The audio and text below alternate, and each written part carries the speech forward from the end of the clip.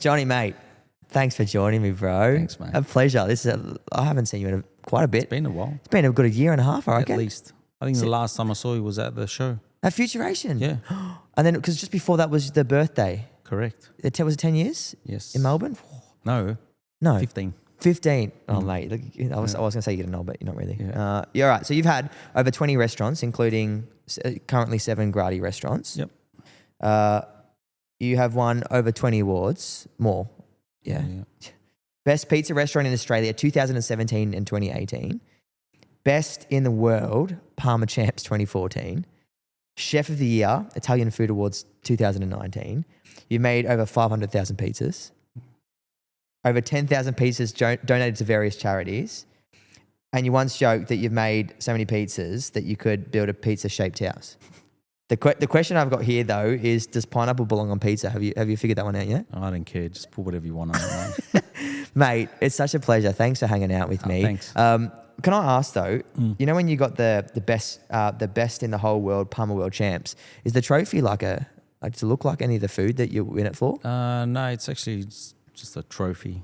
Sort of, yeah. Oh, so nothing trophy, special. So it's not a big palm or something like that, mate? No. Hey, I want to hear about your 20s. Yep. Because I'm a young business owner. I'm navigating the trials and tribulations now of moving out and growing up and going through life and being in business. But it's changed so much from when like my dad went through his 20s, and I'm sure that you went through your 20s. Take me back to the start. Where did this whole empire of the best, like literally the best Italian restaurants in Australia, where did it start? Where did it start? I think I was 19 when I opened my first business. What was that? It was a pizza restaurant. Yeah. It was a sort of a hybrid. It was a cafe, pizza sort of place on Puckle Street, Mini Ponds. Oh, mate, good spot. Yeah. Well, that's what I thought. Oh, no. Oh, It was a very, very difficult spot. Yeah. But yeah, I started. I probably just turned 20 when I opened it. And you know, you're excited at 20, you know, and you talk about, you know, your 20s, you know, what sort of, how do you navigate through them? And for me, it was opening a business such at a young age. You know, my mates at 20 years old were partying and I was stuck working 6 a.m. till 1 a.m. every night. You chose a good hospital to be in at your 20s, mate. I chose a pretty, at that time I thought, you know, was the career that I wanted to do, which it was, but, you know, it really sort of became a burden at 20 years old. You know, couldn't do much. I didn't have, you know, time to spend with my friends. You know, I devoted all my time into the business, and you know, you sort of lose contact with people that don't have the same, you know, the same dreams or goals that you have, especially at 20 years old. I mean, people are still finding themselves. They're out, you know, they're out in, you know, in the field, if you want to call it that, and they want to see what inspires them. And then most people don't get inspired till they're probably, you know, 28, 29, 30. And then sort of a light switch sort of just turns on, and it's like, oh yeah, that's what I want to do. Whereas for me, I was pushed into it by my own self, because I pushed myself into it, and it was a disaster. It was a disaster. Yeah, it was. Yeah. Why? Yeah, 12 Why? months. What happened? It's just difficult. I mean, you know, you people get into business and they think if you're really good at something, that's enough. It's not. You know, getting into business, it doesn't mean if you are elite at what you're doing, or if you think you're at the elite stage of what you're doing, because that's one component of business. Yeah. That's probably 20%, to be honest with you. The other 80% is, you know, everything else that comes with the business. Understanding, you know, accounts, marketing, culture building, you know, all these things that you don't think about at 20 years old, because you think that you haven't really experienced that, have you? Experienced it, right? And it's not like I worked at a lot of restaurants, but all the places that I worked at didn't have that. Most of them were legacy businesses, you know, passed down from maybe the father or you know, some relative, and you know, or you know, so you're working in businesses that had established clienteles that were known already, and you know, all I learned from those businesses was how to put food together, you know, or how to cook, but you never learn how to run the business. Yeah. So 12 months was 12 months, and then I sold it. Yeah. It was 12 very, very difficult months at 20 years old. Do you think though, like that's been obviously a staple for you though, because the rest of your empire has probably come from realizing what you don't want to feel like in business from that moment though? There was a lot of lessons. Yeah. Yeah. So, most of the lessons came very, very early, and maybe my second business that I was very, very lucky to what do you want to call it? Hustle my way into getting, another business with little to nearly no money. Yeah. Because I picked up a failed business and ran that for another 12 months till I then was able to get another opportunity to get another business, and then I sold that one, and then I continued from there. And so it sort of built the grit, the thinking outside the box. That's what it made me, think about more than anything else. And then I had to learn everything on my own anyway. Yeah. So there wasn't anyone that was mentoring me on the way. You're in business on your own. Yeah. And you know what? I, as a business owner, and I speak to so many business owners, that the most isolating thing is business, because no one can understand the pressure that you feel knowing that there's mortgages, there's leasing, there's staffing, and these are feelings that no one else feels besides the actual business owner. 100%. You can work there and be the marketing manager or head of operations, but you don't feel the same way when you're that business owner. How do you find that now? And then we'll come back to your 20s, but how do you find that now from experiencing, having the 2 restaurants at the time, one failing and then starting to grow and bootstrap it and play Monopoly, to now, does the feeling change the level of business that you're at? Because now you've had over 20 restaurants and you've currently got 7 of the best Italian restaurants in Australia. Oh, thank you. Genuinely. Like the club, you would know that because they're so bloody good. Is the feeling the same still? It is still the same. You still feel the pressure. Like all the pressures that you spoke about, you still feel that. Yeah. It's just on another level. And I guess your resilience is different your resilience becomes higher at each stage. So what bothers maybe you now, I would look at it as something that's like, Benny, sure, like so that's really easy to navigate around. Yeah. Whereas if I give you some of my pressures, you'd be like, whoa, hang on a second, that's like too, but for me it's like still just a standard sort of pressure. Yeah. So your resilience for pressure becomes a lot more tolerant. That's right. Yeah, you become so tolerant with things. Like I'll speak to people and they'll be like complaining about something, and in the back of my mind I'm thinking, God, I wish that was my problem. Yeah, I wish that was so I wish that if that was my problem, I'd be like cruising, right? Yeah. Yeah. Wow. And when did Gradi form? Was it in your 20s? Late 20s. So I would have been 20, maybe 28, 29. And that was after a few failed attempts, or is this when you started to build the empire from other restaurants? No, I got into quick service, like takeaway shops. Wow. So from restaurants, I went into, my third business was a takeaway shop in Campbellfield. And I ran that for about 3 or 4 years before I started expanding. But a lot of people don't know this. Like I expanded that into about 6 sites. I was only 23 years old. Whoa. So what was it called? It was called Panic Pizza. Panic Pizza? Yeah. No way. Yeah. So I ran that until I was probably about 27, 28. And it taught me how to build systems behind businesses. So see, there's a lesson with everything that I've done, and as long as whatever you're doing in your life, you can pick up lessons along the way, and then implement those lessons to your current position, you'll always be 10 steps ahead.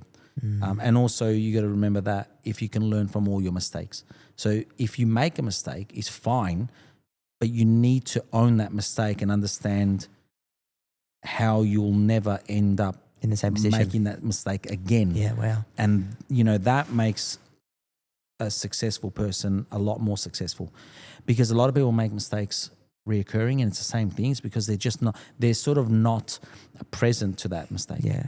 It's hard to break that cycle. I think if you're in that cycle, it's hard to break it.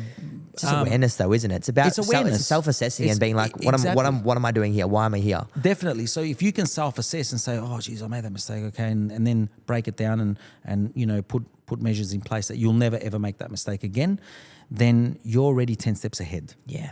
Okay, because you know, and it's like when I speak to a lot of people in business. You know, I love talking to people in business, and you know, most of them would say, "Oh, Johnny, you know, I'm thinking about doing this, and this," and I'll say to them, "Don't do it. Like, don't whatever steps." And I'll only tell people not to do something because I know the outcome. Yeah. Because I've tried it, and you can maybe see it, maybe sometimes I might not be right, but most times I'm on the money. Yeah. Right, because I know I've tried it, and I'm someone that takes everything to the extreme. So if I've tried something, I've taken it to the absolute extreme. Yeah. I've not left any stones unturned. No, right? I love that though. Yeah. Right. So that's why I know if something's going to work or not going to work. Yeah. But again, you know, I can't be always 100% correct, but 90% of the time I know. So yeah, then Gradi started. And that was after Panic Pizza. That was after Panic. Like I became so bored. It was such a system. It was a really good system. It was running really well, and so I started selling the sites off. And when I sold, I had a place in Deer Park, and I sold that one. And the agent that sold it said to me, "What do we do? What do you want to do next?" And I said, I really want to open up a restaurant again. He said, "Oh, where do you want to open?" I said, "I'm not sure. I just want to find a location." And he called me the next day and said, "Hey, man, I found this location on Lygon Street. I reckon it'll be perfect for you." I said, "Which one is it?" And he told me, and I said, "Oh, I know that place," because I grew up in Brunswick. Yeah. So I know that place, the old video shop. Yeah. So I went down and went to the agent, negotiated, and I ended up opening 2008. Wow. Yeah. Now you're everywhere in with Gradi, like you're everywhere. And you stocked in Woolies and Coles, no? Woolies, Coles, and IGAs across the country. Yeah, Far out. Did you always have a love for like pizza, like in terms of making pizza and in the art of that? Because I mean, you went to fast food, Panic Pizza, Gradi, and how often do you still cook? And are you in the kitchen? Do you get in the kitchen and make? I know you do the classes all the time. Yeah, I do the classes, but I also do a lot of menu development with the chefs. Do I do a lot of service? Not as much as I used to. Yeah. But not because I don't want to, because actually that's if I could do that every day, that's my peace. Wow. You know, if I'm in the kitchen, I'm in peace. Like, you know, there's nothing easier for me to do.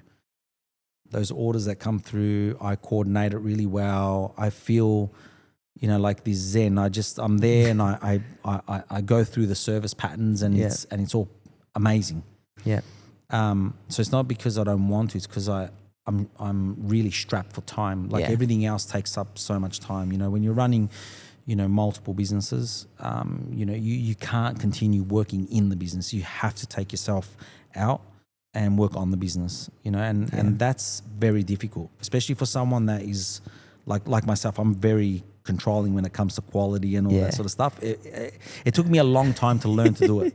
And you want to be with the people though, right? You want to be around. You love the conversations. Like I reckon you'd know every bloody person in Melbourne at this point. When when the food and beverage, like the food and bev space, a lot of people, But that's just because you love the conversation, and it's part of being hospitable. Yeah.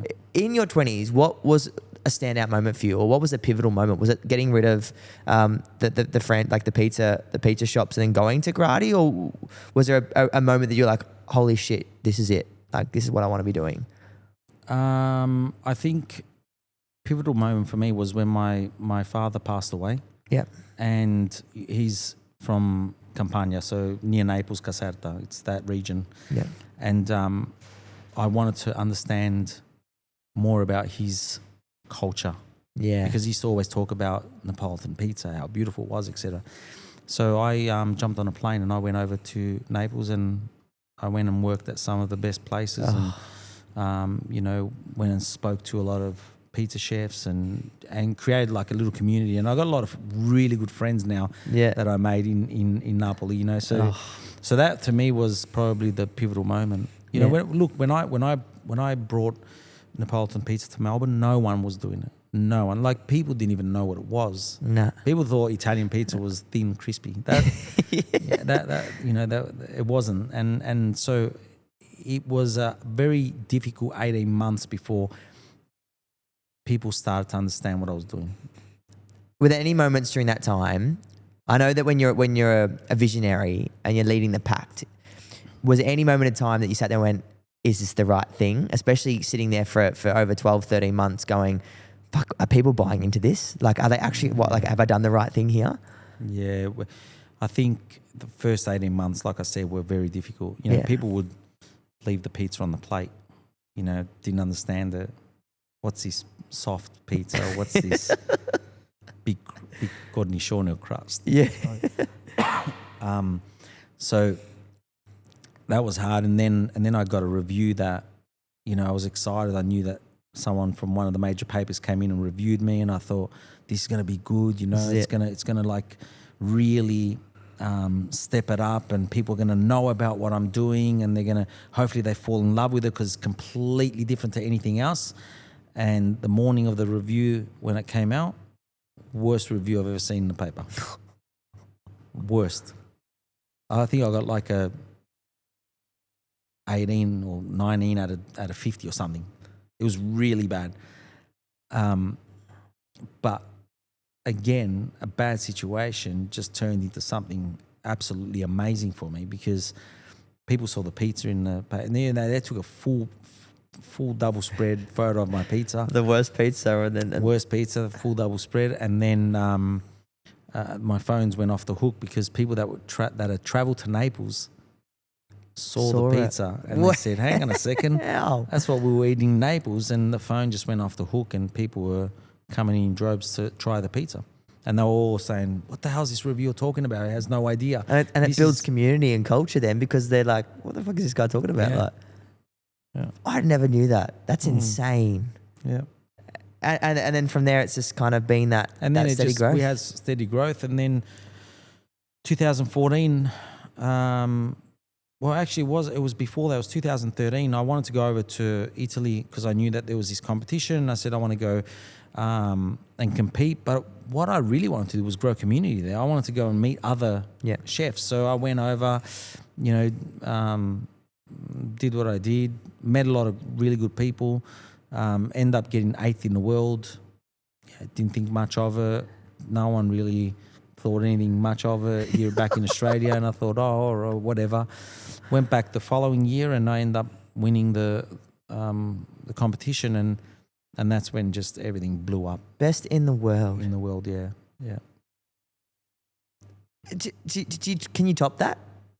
You obviously how do you leave an environment like that and come back to Melbourne and go, what am I supposed to do now? I say this all the time. Like, even though I won the award, it wasn't so much about me. It's a great thing personally, because it's personal achievement, that everything you've done over 30 plus years in the game. You've been rewarded for it, and you've been recognized for it. And that's a great achievement for anybody, right? Like anyone personally. But what was even more satisfying for me was I put Australia on the map. Yeah. And that for me was even so fulfilling, right? Fulfilling, because people in Italy were saying, Australia really makes good pizza. Like, they were freaking out. I'm like, man, what are you talking about? We've got amazing restaurants. We've got great coffee culture. Like, we've got so much to offer because we're so, multicultural. Look at our, look at the culture that we have built here. The people, here. what we the have. People, So then Australia started, was on the radar of the Italians of, what else are the Australians doing, and then all the suppliers, we've got to bring our product into Australia because, they're doing great things. They can use these products. Yeah. And it just stemmed from there. It was a snowball. Yeah. That's incredible. What a beautiful, heartwarming way to infuse that community, that home, that slice of home that you got to experience with the rest of Australia is nuts. Yeah. And you've gone on now, you've had like you've been able to spread this word. So like every home can have access to this now. You've been at the Grand Prix. Is it you did the marquees there at the Grand Prix? Grand Prix, spring races. You've done everything. We do a lot of stuff, yeah. As a business now, where do you go as a business that you know, everything, it's so commercialized, but it's got so much community around it still.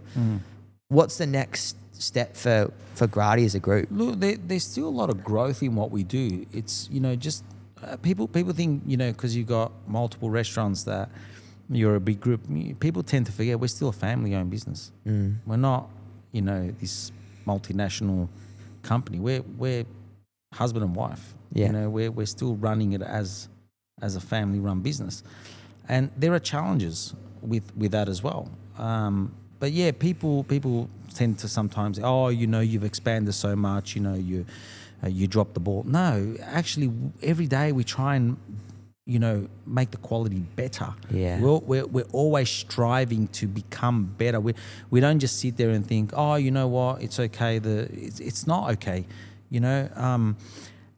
And I always, like, people ask me, oh, how do you run your business? And I say this all the time. I run it like I'm going broke at the end of the month. Yeah. Because I run it with caution, right? You can never feel comfortable in business. Nah. If you feel comfortable in business, it's best you get out. Right? Business is uncomfortable. Business should be uncomfortable because there's a lot of responsibilities that come with business. It's not. Yeah, people think it's a quick get rich scheme. It's not. You know, most business owners actually take home less than what an employee will take, and that is a fact. That is an absolute fact in most businesses. That, you know, there was many years. You know, there was the first maybe 10 years of my career where I lived on credit cards. We had no money. And we were thinking, why are we doing this for? Why? And I kept saying to myself, why do I do this for? Why do I continue punishing myself week in, week out when I could just go and get a job and I'll earn some good money because of my ability and my knowledge?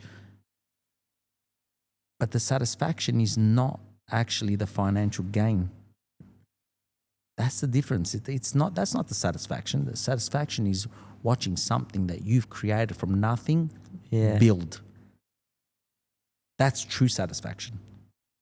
And if you don't have that in you when you get into business, then don't do it. Yeah. Because if it's all about how much money will you make, or it's just a financial benefit behind it, then there's no soul behind what you do. And that's probably the hardest thing for people to understand. Yeah. Do you think we've lost purpose as a society or in business? Yes. Yep.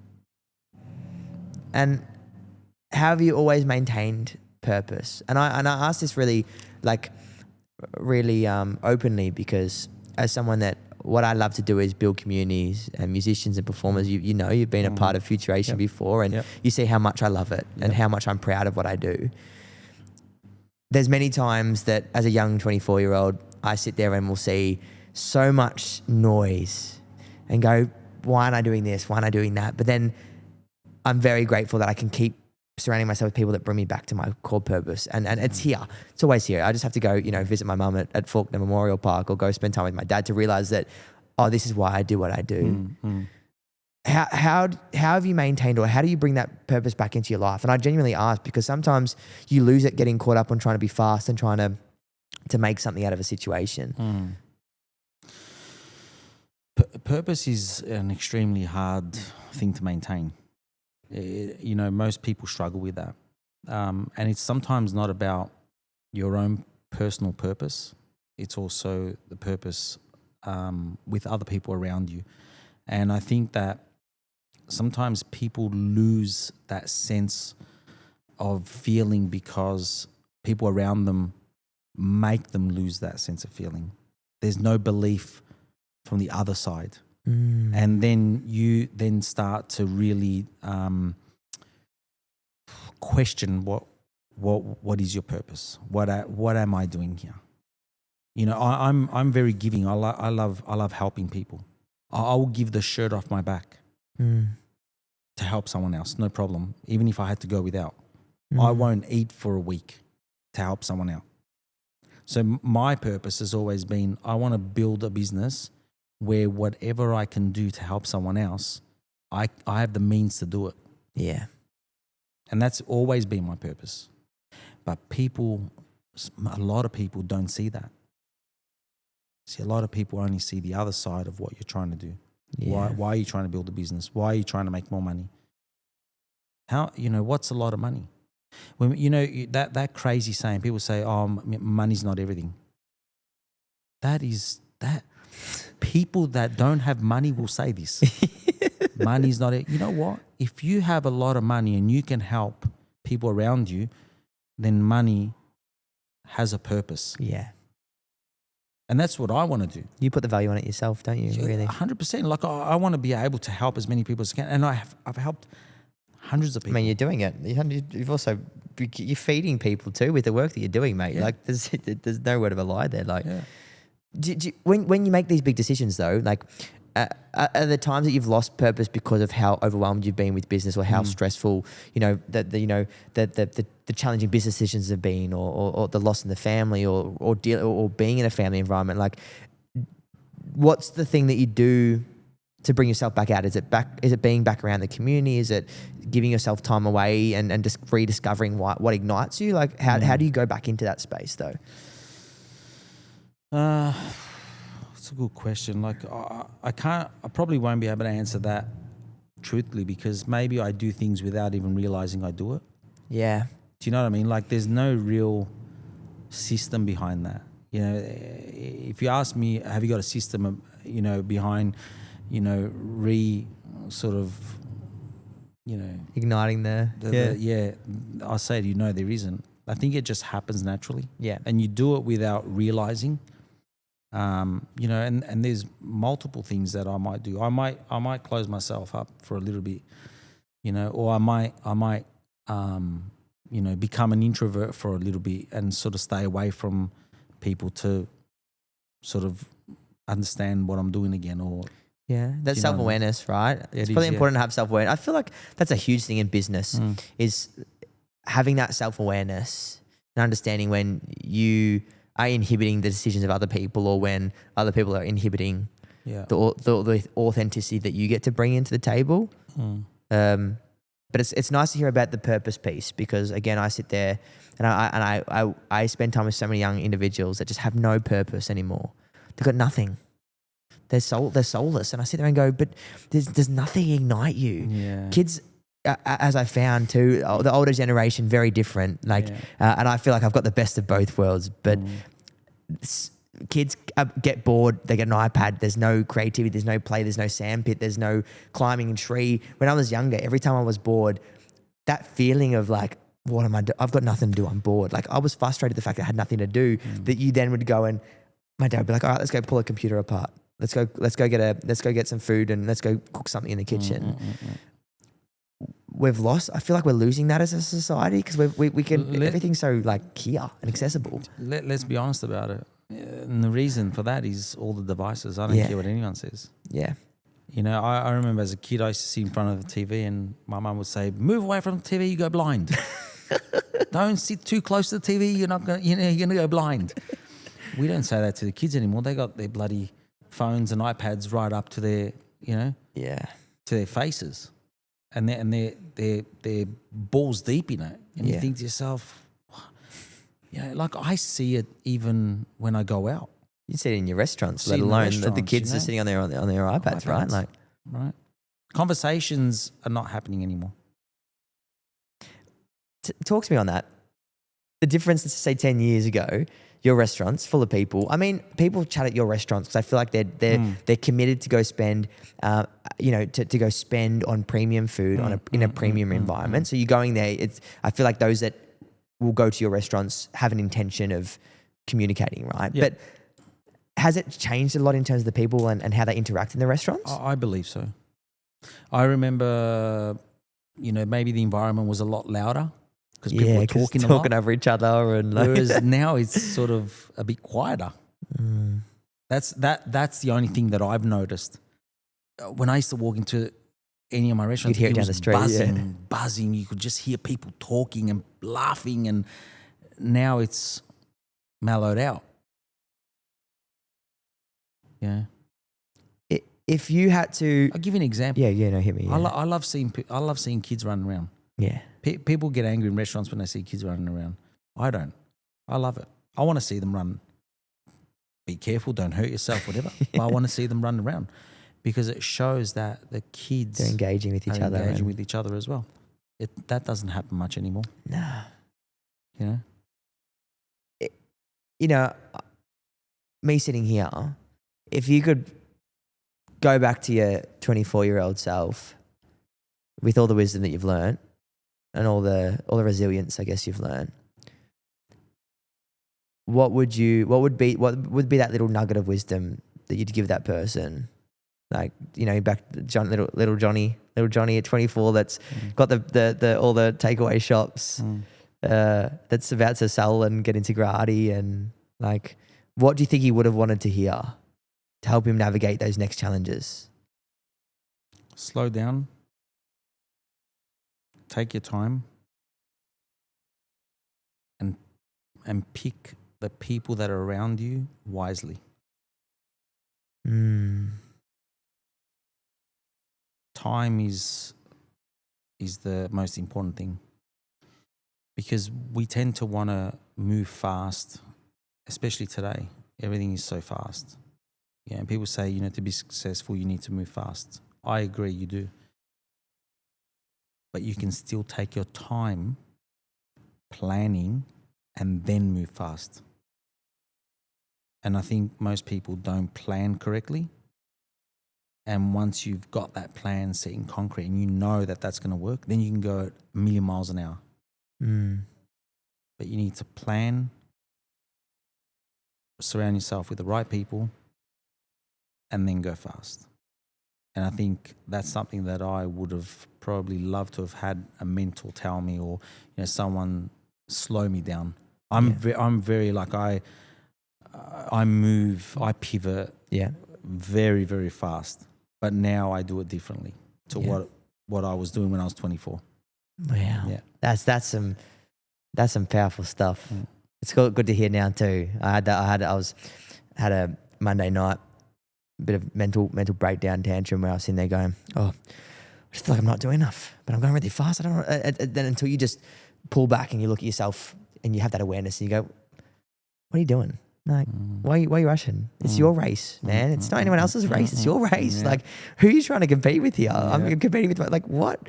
So that's I needed that this week. But I mean, I can only imagine how many other people just hearing that little bit of information is going to just like impact. Finally, before we finish, how are you going with all the reels on Instagram, mate? I haven't done many. I feel like you've been all right on it. Have you got someone doing that, or is that you? No, it's me, but I haven't been doing You're many good, at all. mate. I got to start again. Mate, I remember that time. Funny story for those listening. Remember when I with Alex and I said, you were like, I didn't want to know how to make reels. And then I taught you how to do CapCut, mate. Yeah, that's right. Yes, and I started doing it. Yeah, you were killing it on CapCut. I remember I came into the restaurant twice, and I showed you how to do transitions on CapCut. Yes. And then here you are now, mate. You look at you on, mate. You're a bit of an influencer on. No, I don't think so. That is one thing that I'm not. But I've got to start again. I was actually enjoying it. You were killing it. I was really enjoying it. The scoops on the ice cream, the transitions. I was enjoying the pizza transitions. Yeah. You were honestly, genuinely. Yeah. I remember sitting there going through. You'd post a new reel, and I'd be like, "This is actually pretty good, mate." Yeah, I know. You did. You helped me a lot through that. I mean, it was a quick sort of quick crash course, and I started doing it. Like, I was in Italy and I was doing a lot of stuff there, and I was getting really good engagement. But and this is again prioritizing, on what we do. And look, social media is one of the biggest, marketing sort of powerhouses, and I know that. But you see what I mean? Like I prioritize something different where I should really prioritize that side of it. But because there's so many other things going on, I don't. Yeah. You know, I was doing some, you know, then I started getting into some other stuff, you know, filming with another guy, and we're having laughs about it. I was with the really enjoying yeah. it. I was enjoying it, right? Yeah. Yeah. I want to. I'm keen to see We'll that. start again. I promise. Yeah, Start right. again. Otherwise, I'll pop in and say, all right, Johnny, we're doing a cap cut. We're doing a cap cut template today. All right, we're gonna make some pizza dough, and as soon as the pizza ball hits the thing, it's gonna turn into a pizza. Yeah, that's it. Honestly, mate, thanks for hanging out and catching up. You're incredible. You inspire me every day, mate. And thanks, mate. And you're such a you support what I do, what the community does, what Ado does. Like, mate, you're a special human, and I appreciate you hanging out with me today, mate. Thanks, Johnny.